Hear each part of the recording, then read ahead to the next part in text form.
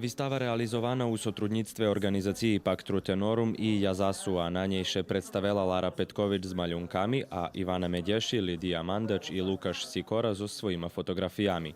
Вистава реализована јак част проекту Вечера со сушедовима. Ideologija projekta, znači cilj projekta je upoznavanje građana Novog Sada sa nacionalnim manjinama, sa ljudima koji žive u Novom Sadu, bili to stari i mladi, znači sa ljudima koji žive u Novom Sadu, ali mi im nismo posvetili dovoljno pažnje. Uglavnom fotografišem u prirodi які дешавања, teraz чи то концерти, чи то на Фрушкој гори, чи так на покампувањах, где uglavnom inspiriše me, patrим през кадар и едноставно ще забележа тоти хвильки.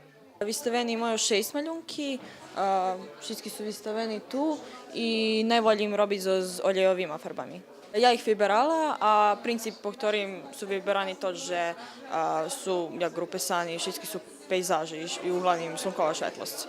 У рамикох того проекту ше у најходзацим чаше плануе организовац проекции филмох ktorí вјазани за национални меншини у Војводини, а тиж и заедницки фолклорни концерт меншинских друштвох з Нового Саду, меѓу нима и руского.